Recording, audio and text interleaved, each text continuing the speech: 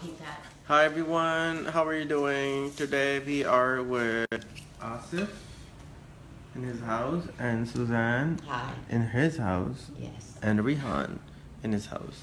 And I would love for Suzanne to get to know Asif and Asif to explain what he has been doing with me and because of me or with me or whatever, and is that been a bad thing or a good thing for him.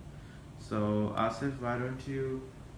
So you told me, let's start where you said you have passion to help people and you do charity, and you used to live in an apartment which had a swimming pool and everything, and Correct. it was double the rent, and you left That's right. it. That's right. And you moved into a half price apartment Yes. Because I looked at it as an opportunity to help the people. When I was living in that apartment community, it had all the amenities, but when I used to drive by the city, I used to see a lot of homeless people and the number was increasing. So I felt somehow some people who can help them are not helping them. That's why the number is increasing. There may be other reasons, but that's what I thought. One of the reasons. Yeah, one of the reasons. So I researched if I could live in a less costly apartment community, and then the difference of all that can go to charity to help those individuals. So I researched a bit and I came here. This is pretty okay community, but it doesn't have any amenities. But every morning when I go now of my commute. So now I walk by, I meet people, they are homeless people, and I help them to the best of my abilities. And apart from helping them, I think I'm helping myself, because it gives me a moral boost at the start of the day that I am doing my bit, a very, very small bit, but I'm doing my bit to know them, to know their stories, to help them. And I think the basic inspiration I got from Rehan Allahwala, because I was following his page and I was seeing that he started helping people through what he believed is right. So I came up with my idea of helping people of what I believed is right. So this is it. I think that just makes you more worthwhile than ever. You know, like you said, it was helping you yourself while Correct. doing it.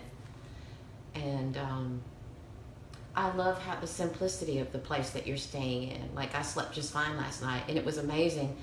We've met so many giving, loving people on this trip for business at Astracon in Orlando, but also meeting with friends that we know online, but not in person, you know. And everyone's been awesome, but you actually brought out this big spread of food, and we had a great conversation last night, and then you gave us your whole house. You left and let us stay at your house, you know. So, but I can also understand how you feel about wanting to make a difference, and like judge people. We can look at the homeless and think, oh, we know why they're there. We know why they got that way. Yeah. But maybe we've never been in a situation that led to that. Like, people would not believe. It can be that you're a veteran and weren't accepted when you came back home. Yes. Could be that you're mentally ill and you lost your job. Could be that your husband or wife divorced you and you had no savings. Or you sampled some drugs and got addicted. Right. And it's really hard to get out of any of that, you know? So I think it's great. I mean, what other plans do you have in mind as you're walking? Do you think of new ideas? And what do you do? What do you say? And what are your actions as you walk by in the homeless? So I looked at a video on Facebook, and the guy who was homeless guy, he was offered three things. He was offered money, he was offered food, and then there was a third thing that's escaping my mind. But he didn't choose any of them. So the gentleman who was offering him asked him, what do you want from all these things? And he said, I just want you to talk to me for like 2 minutes, because everybody comes in here, they drop money, they walk by, and they don't talk to me. Nobody has talked to me. I don't have family. So then the gentleman sat down. So that's what I do to begin with.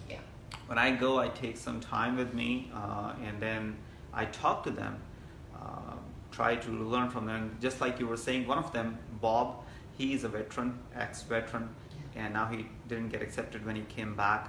And another guy, Rodney, he got divorced and he had no savings at all, so he's on the streets. And so people, you know, when you talk to them, you learn what went wrong, where did they make any mistakes, if any, or if they didn't make any mistakes, there is a reason why they are there, and you need to help them instead of just judging them. Yeah. So I start a dialogue, I talk to them, and then I ask them what kind of food they will like. So I take some food. I just went outside to do that. I because thought that's so. the morning. Yeah. In the morning time, they're on the streets looking for some food, some stuff that they want. And then they go to the places where they can stay or spend some time because of changing weather. Right.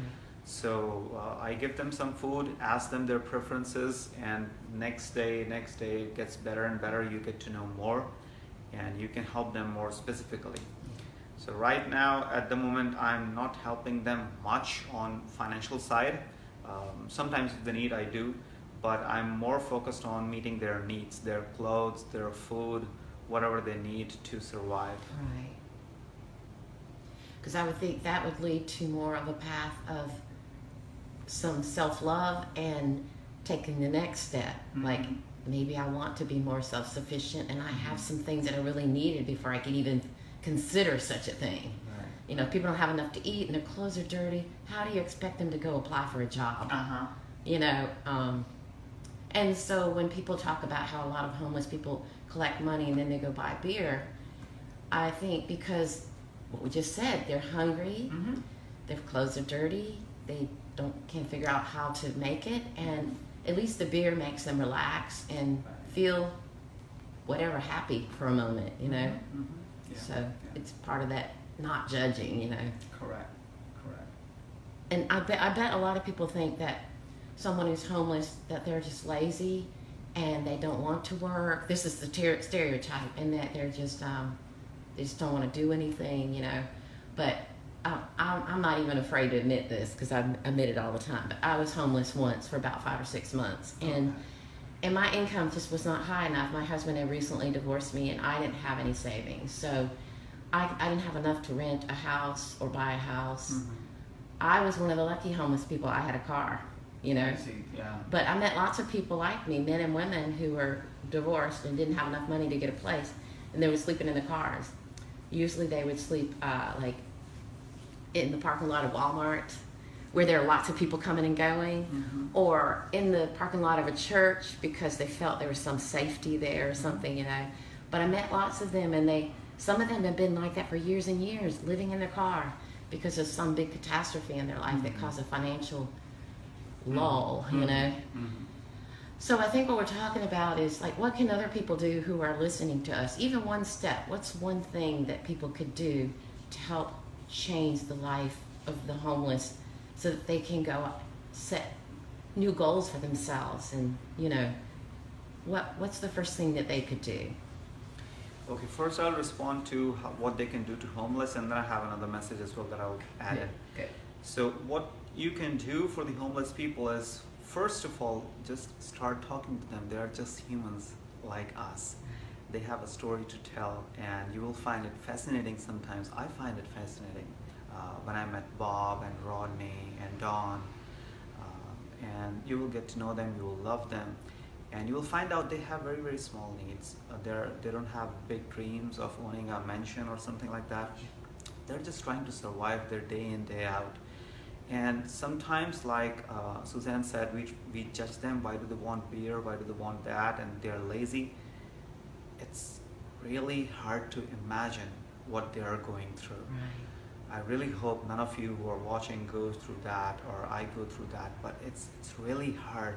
And when you go through a crisis, it changes you altogether. When you don't have food, sufficient food to eat, when you don't have clean water to drink, you will change, your personality will change, and you may become a lazy person. That's why you see them as a lazy person, you know. There is a reason behind it. So you feed them, make them self-sufficient. Do whatever you can. You want to take them for a haircut, take them for a haircut. Make them look better. Just don't think about why you would help that person. Is that person deserving of that help or not? Just think how you can help them. That's the only question you have to ask them. If you can help them with food, help them with food. If you want to talk to them, just talk to them. Do whatever you can. Any single thing, any small thing, start with that. And then you will get addicted to it. It's better than any drug. What a good addiction. It's an awesome addiction. And you know, my morning is incomplete if I don't go out there and meet them. So it's You miss them. I miss them. I feel like, okay, so You should have taken me along, dude. I didn't know that you would like There will be opportunities today before we head out. Yeah, we'll see some people show up in the afternoon as well. So those are the people that I catch up during my lunch break time from office. So there will be some people in the afternoon. I'll see if we can find some today. But so that's why I went alone. But this is the only thing that I wanted to say about homeless people. And another thing I want to add on it is it's not only about homeless people. It's about all the people living around you. Yeah. You need to talk, just develop that level of trust. And I learned this from Rehan because he said you need to initiate a dialogue. I saw a couple of posts where people said, why did you do that? And he said, my purpose is to create a dialogue. And I started thinking about it. I said, yes, we are not talking to our brothers. We are not talking much to our sisters in our houses, not our cousins, our colleagues. So we go there, say hello, hi, and that's it.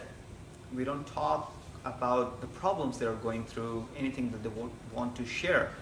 And when you do that, you will get to know a lot more than you already know. And then you will find the avenues where you can help them. Some people will need counseling, some people will need guidance, some people will need small amount of money that is restricting them from doing the next big thing. And this might be it for you. You may be able to help them by doing that small thing that is pretty small for you, but really big for those people. So just talk to people and find out what you can do for them. Anything that you can, just do it. Amazing, what an amazing story. I didn't know that. That's lovely. Thank you so much. A salute to you, and thank you for doing this, and thank you for making the world a better place. Thank you so much, Rehan. Thank you.